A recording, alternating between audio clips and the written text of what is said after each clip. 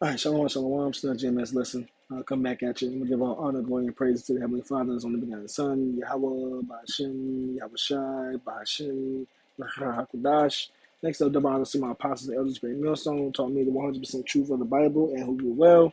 Peace, love, salutations to all the brothers across the four corners of the earth, pushing this truth in all diligence and sincerity, man. You know? So I'm just jump right back into it. Little part three.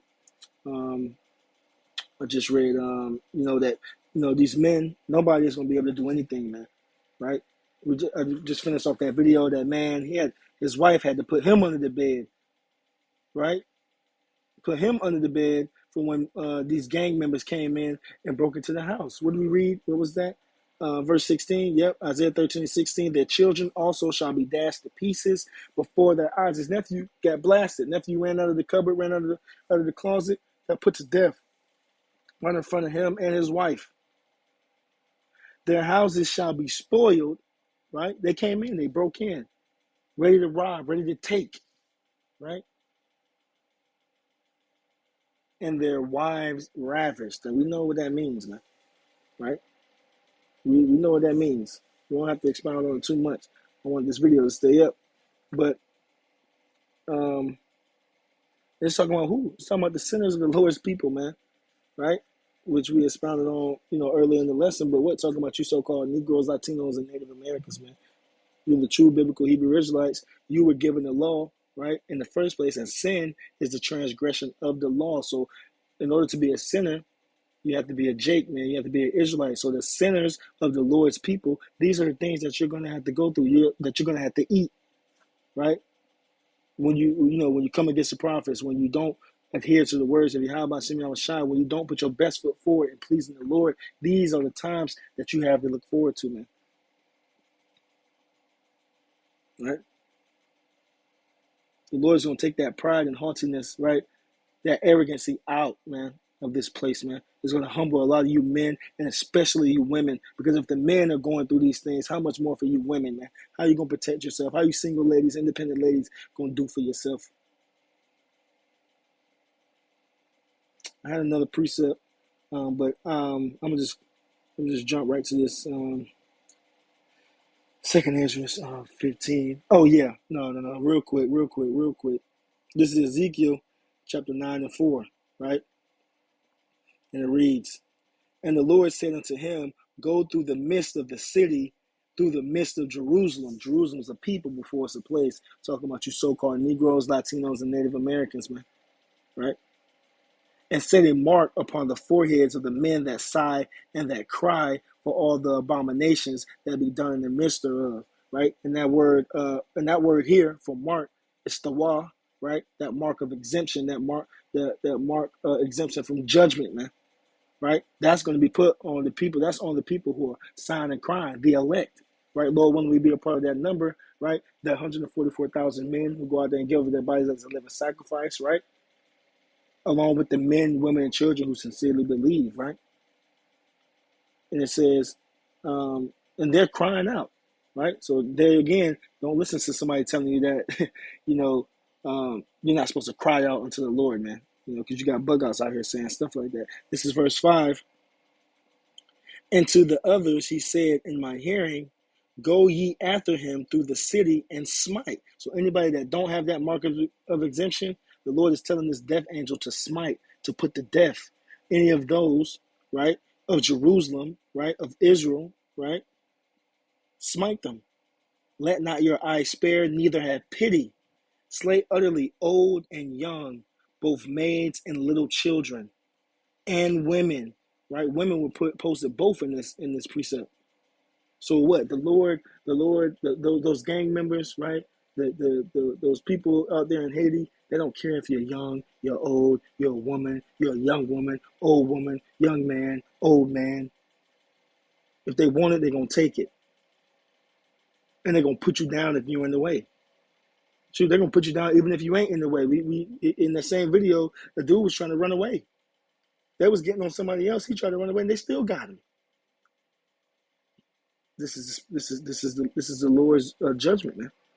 That's coming upon our people. It reads, but come not near any man upon whom is the mark. and began at my sanctuary. Then they began at the ancient men which were before the house. Right, so the Lord is starting at his house, man. He's starting. You know what I'm saying? This is all these things happen all over the world. But what? Look at how bad it is out there in Haiti, right? And it's only going to get worse. It reads on, um, verse 7. Well, no, that's really the point. That's really the point on that.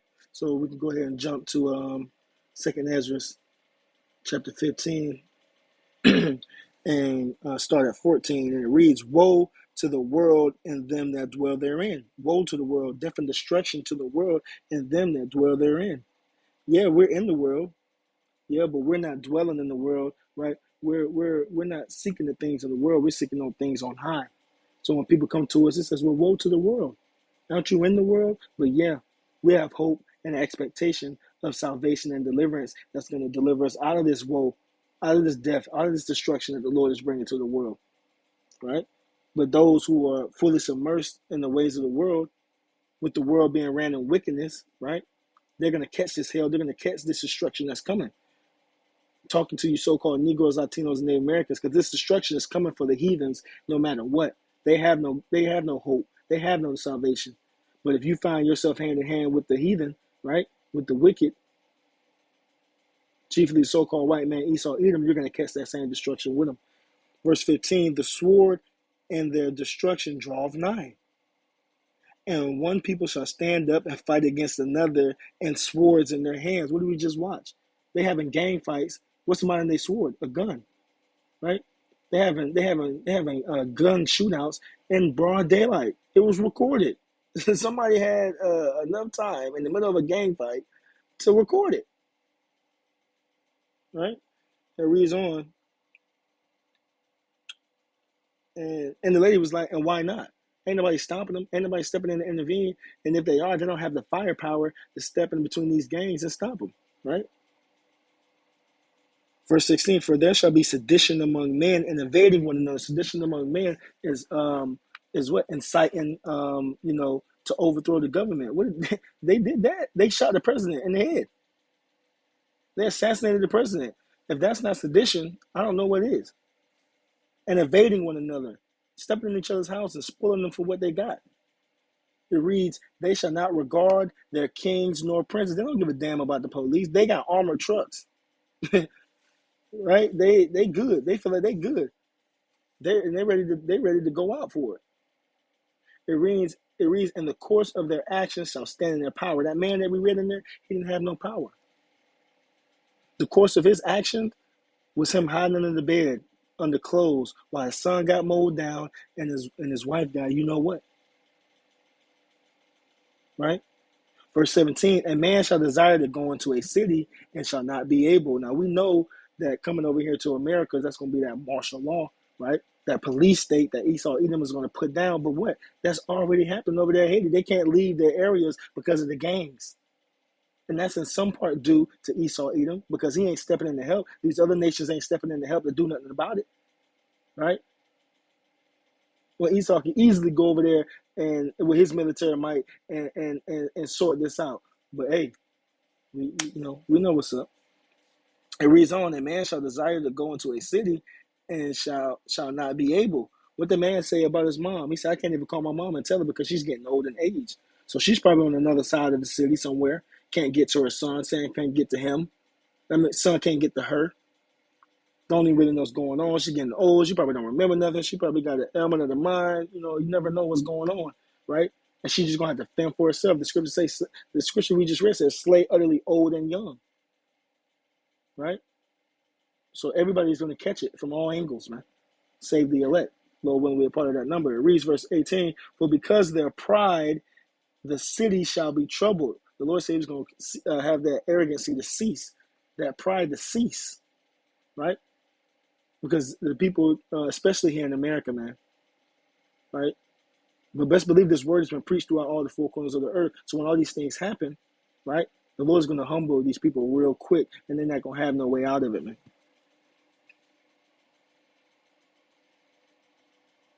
It reads, for because of their pride, the city shall be troubled, and the houses shall be destroyed, and men shall be afraid. That man was shaking; he was trembling. You know what I'm saying? The wife had to take one for the team. I mean, I guess they both still alive, but who wants to live on with what they just went through, right? I guess she hit him so that what? Because he knew that he couldn't do nothing. He was just gonna get put to death anyway. They did what they did to her, and they left her. But look what they left her with. They left both of them with something that they'll never be able to forget. She pregnant. Don't even know if it's his or not, and the chances are it's not. It reads on, and men shall be afraid. So if the men gonna be afraid, the men gonna be in these situations. The men not gonna have no answers. The men not gonna know what to do. How much more for you women? Verse 19: a man shall have no pity upon his neighbor, but shall destroy their houses with the sword. That was a prime example. Had no pity on his neighbor. Right? They all so-called Haitians. They all live in the same place. They all dwell together. But what? It reads on, and spoil their goods because of a lack of bread and for great tribulation, because that famine is also coming too. That famine is already over there, right? The famine is coming over here. The famine is coming in various parts of the world, and that's what's going to ratchet up, that spirit of, hey, if you got it and I need it, I'm gonna take it. That's what's gonna that's the spirit that these people are going to be in.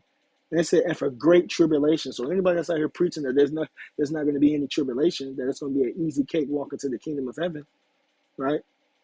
That the transition is just going to be smooth and easy, right? Is a liar. It's not a man of the Lord. These times are coming, right? And we have to pray that we are part of that number of salvation and deliverance and put on as the elect and do what's pleasing unto the Lord right now while we have a chance, so that when all this hell and destruction break through, that what we'll have the wisdom, knowledge wisdom, knowledge, understanding to get through these things, and that the Lord will deliver us, man. Right?